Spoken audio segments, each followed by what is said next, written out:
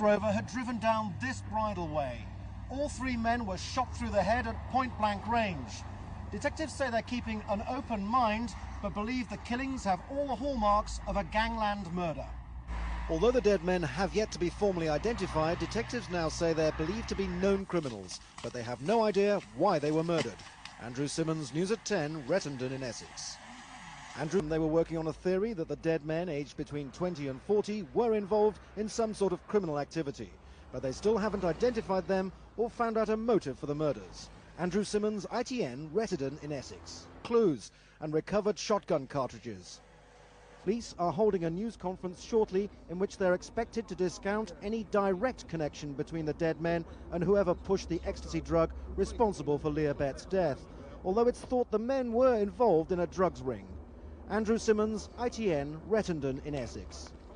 The youth was questioned by detectives here at Basildon Police Station and bailed to appear before magistrates on January the 10th. It's understood he was an acquaintance of Leah Bett's. Police are still trying to track down the main drug supplier. The development came as police mounted a major search only 10 miles away after the murder of three men who they say were dealing in drugs. There had been speculation that the men were involved in pushing drugs to Leah, but police dismissed this today. Detectives believe they were victims of gang warfare. I think these people are more than street dealers. It may be that the shooting has occurred over higher drugs dealers trying to find a greater position of power.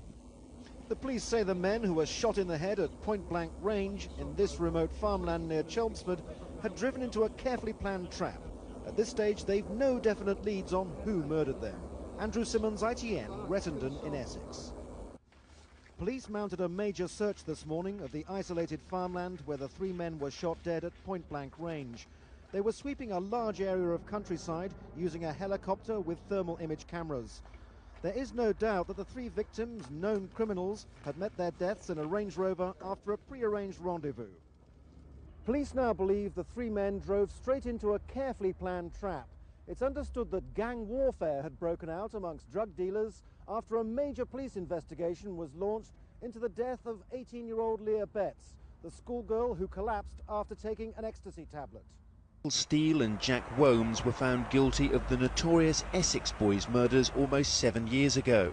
They were accused of ambushing three drug dealers in their Range Rover on an isolated farm track in Rettendon in Essex. Steele, who's been dubbed the Angel of Death, and his henchman Womes was said to have fired 8 shots at them at close range. It looks like any quiet country lane, but just over 10 years ago, this farm track in the village of Rettendon in Essex was to become infamous as the scene of a brutal triple gangland murder that was to shock the nation and bring the appalling violence of the drugs underworld to the attention of all. For 4.5 months, a jury in court number 2 at the Old Bailey has heard unfold the story of Essex drug dealers falling out, resulting in what the judge called this afternoon the violent and summary execution of 3 of them. Mr. Justice Hidden told the two there was about these killings a hard and ruthless edge which can only horrify and stagger the non-criminal mind. He recommended that both should serve a minimum of 15 years. Colin Baker, ITN at the Old Bailey.